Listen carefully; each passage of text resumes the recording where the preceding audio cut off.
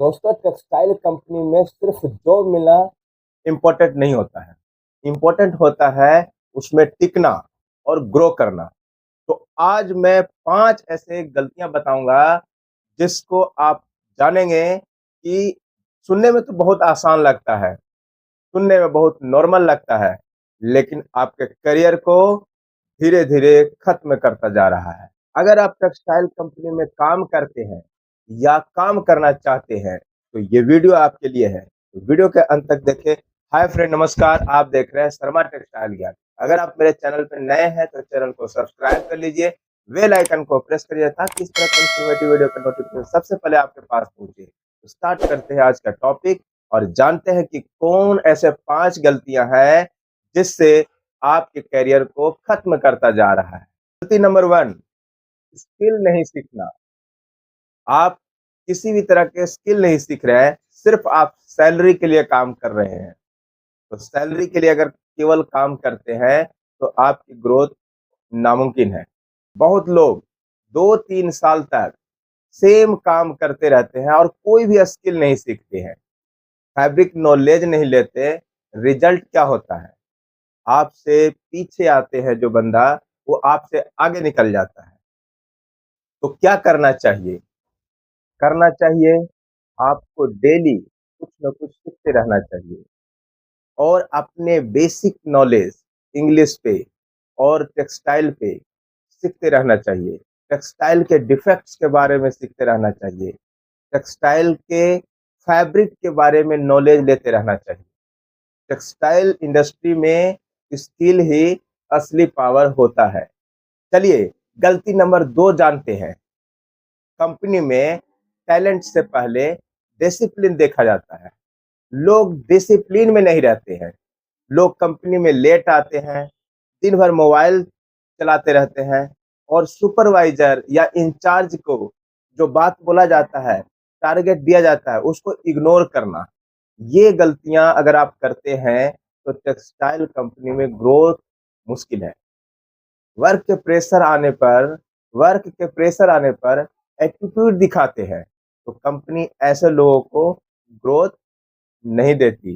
देती है, मैं रियली बताऊं तो अगर एक वर्कर भी अगर डिसिप्लिन कंपनी का रूल को फॉलो करता है तो उसे भी कंपनी काफी इम्पोर्टेंस देती है। सक्सेस का क्या मंत्र है? कंपनी में सक्सेस का मंत्र है टाइम पे आओ, अपने टाइम पे टारगेट को पूरा करो, रिस्पेक्टफुली बात करो, वर्क एटीट्यूड पॉजिटिव रखो। नंबर 3, गलती नंबर 3 क्या करते हैं बहुत सारे लोग, टैलेंट लोग अपना इंग्लिश स्पीकिंग या इंग्लिश कम्युनिकेशन की वजह से अपनी प्रमोशन को लूज कर देते हैं। स्पेशली वो मर्चेंडाइजिंग में जो काम कर रहे हैं, जो ऑफिस वर्क कर रहे हैं, कम्युनिकेशन कर रहे हैं, ईमेल हैंडलिंग कर रहे हैं, अगर उसको इंग्लिश नहीं आता है, इंग्लिश के नॉलेज भी नहीं है, तो उन्हें ग्रोथ पाने में मुश्किल पड़ सकता है। बेसिक इंग्लिश नॉलेज की बहुत ही इम्पोर्टेंट होता है, लेकिन लोग सीखने के बजाय डरते रहते हैं।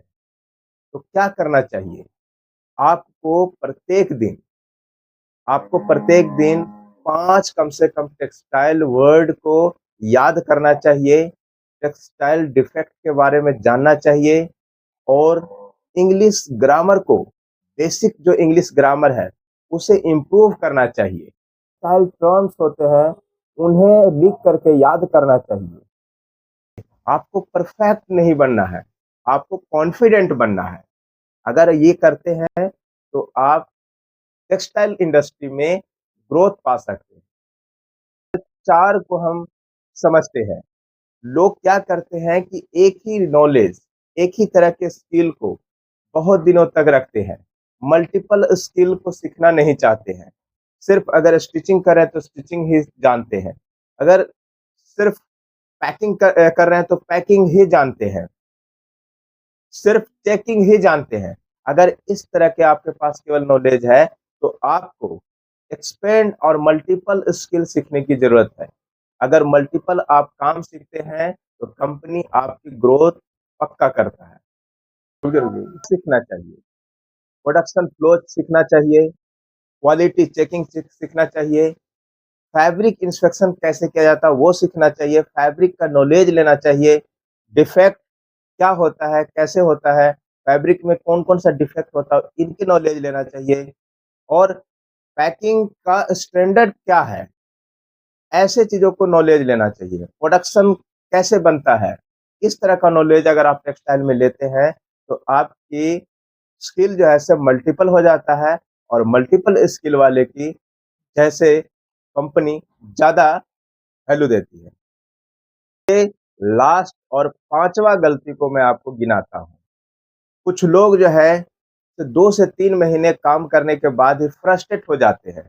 उनको लगता है मेरी सैलरी कम है और वर्क प्रेशर ज़्यादा है, लो है। लेकिन रियलिटी क्या है? टेक्सटाइल कंपनी में जो बंदा टिक जाता है और पेशेंस रखता है, धैर्य रखता है, तो वो निश्चित ही ग्रोथ पाता है। वो अपने ऊपर काम करता है, अपने स्किल को बढ़ाने, अपने डेवलप करने में काम करता है, तो उसकी ग्रोथ और रिस्पेक्ट दोनों बढ़ जाता है। टेक्सटाइल इंडस्ट्री बुरी नहीं है। लोग यहाँ पे चेकर से क्यूए बना है, ऑपरेटर से मर्चेंडाइजर बना है, हेल्पर से डिजाइनर बना है। मतलब अगर वो अपने ऊपर काम किया है, तो वो आगे बढ़ करके अपनी सैलरी को ग्रोथ, अपने आप को इन्हांस करके अपने आप को ग्रोथ कर पाया है। तो ये इंडस्ट्री बुरी नहीं है। कहना चाहूँगा टेक्सटाइल इंडस्ट्री के ऐसे 5 जो है सक्सेस का सीक्रेट यही है कि सबसे पहला कि आपको डिसिप्लिन सीखना है, हमेशा। दूसरा लर्निंग करते रहना है। तीसरा पॉजिटिव एटीट्यूड रखना है। चौथा आपको पेशेंस रखना है। 5वां अपने कम्युनिकेशन स्किल्स को डेवलप करना है। अगर आप ये सब पाँचों सीक्रेट चीज़ों को आपको ध्यान में रखते हुए काम करते हैं, तो आपकी अगली ग्रोथ आपकी पक्की है। तो आई होप इस वीडियो से आपने कुछ न कुछ तो सीखा होगा। तो मिलते हैं इसी तरह से नए इन्फॉर्मेटिव वीडियो के साथ, तब तक के लिए जय हिंद, जय भारत, वंदे मातरम।